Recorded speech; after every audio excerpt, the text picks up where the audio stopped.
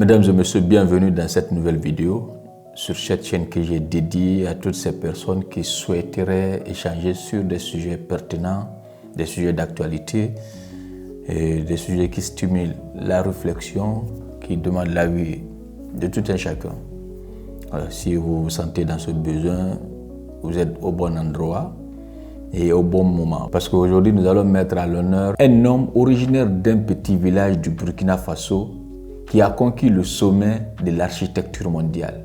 Son nom, Diébedo Francis Kéré. Dans un monde où l'on parle souvent des défis de l'Afrique, moi je pense qu'il est aussi important de parler de ses victoires, de ses génies, mais aussi de ses bâtisseurs.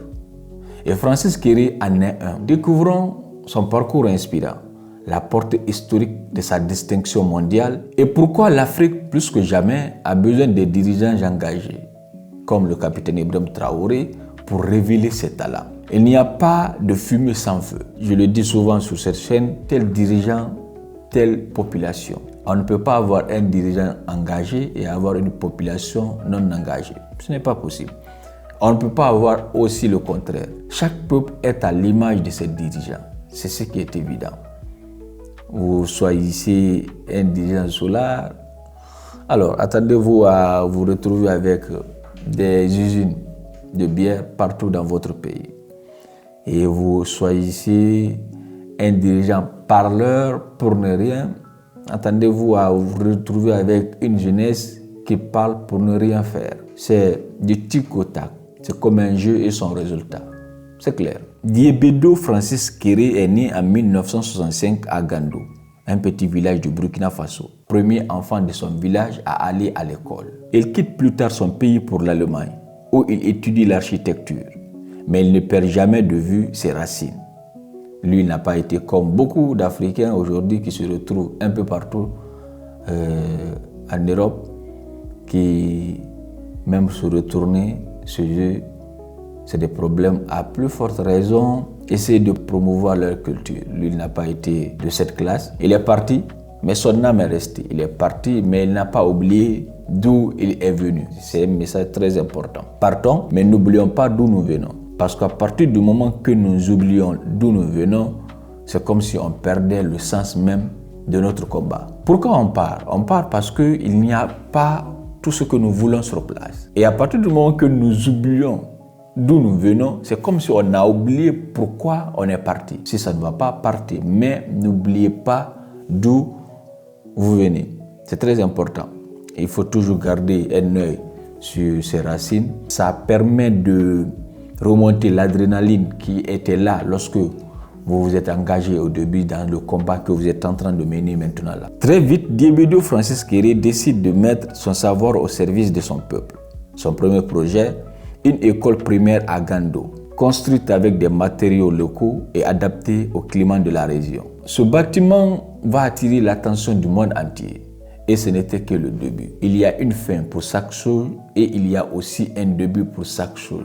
En 2022, Francis Kéré devient le premier Africain à recevoir le prestigieux prix Pritzker, souvent surnommé le Nobel de l'architecture. Cette récompense vient saluer son travail innovant, durable et profondément enraciné dans les réalités africaines. Vous voyez combien de fois il est important de rester avec ses racines, de ne pas oublier ses origines. C'est bien d'apprendre, apprenons ce qui se trouve chez les autres, mais adaptons cela à nos réalités. Il faut jeter coup d'œil chez quelqu'un d'autre, chez ton ami, chez ton voisin, c'est important, chez ta voisine, regarde. Mais après, il faut adapter ce que tu aurais vu chez les autres à ce que tu avais déjà.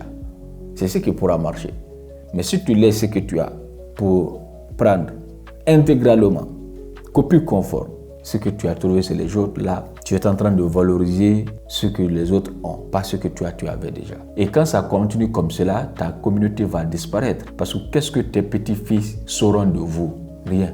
Déjà, ton fils est venu trouver quelque chose qui ne l'appartient pas. Et il va essayer de transmettre cela à ses enfants aussi, qui sont tes petits-enfants. Et finalement, vous n'allez que reproduire, retransmettre l'histoire des gens et non la vôtre. C'est très important de ne pas omettre, ignorer ses racines, ses origines, c'est très important. Retournons-nous quelquefois à la source après avoir tout appris ou bien après avoir parcouru tout le monde entier. Francis Kéré ne construit pas seulement des bâtiments.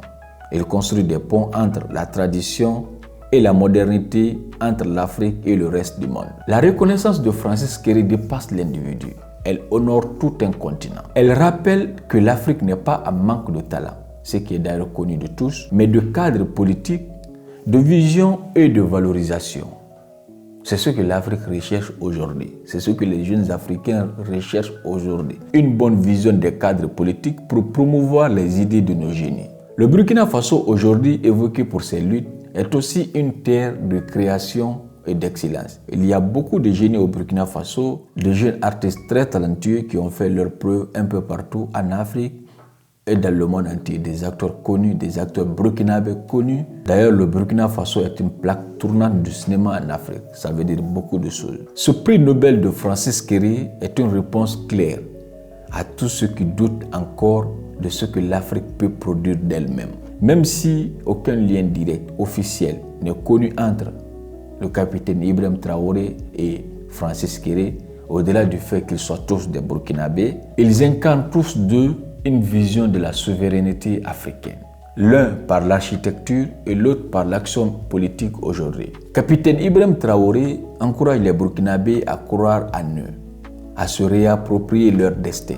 Et Francis Kéré, par son œuvre, montre que les solutions africaines existent, qu'il suffit de les soutenir, de les financer, de leur faire confiance. Capitaine Ibrahim Traoré et Francis Kéré sont comme deux faces d'une même pièce. La renaissance africaine. Francis Kéré n'est pas un cas isolé. L'Afrique regorge d'ingénieurs, d'artistes, de médecins, de chercheurs dont les noms ne sont pas encore sur les grands écrans, car il manque d'opportunités.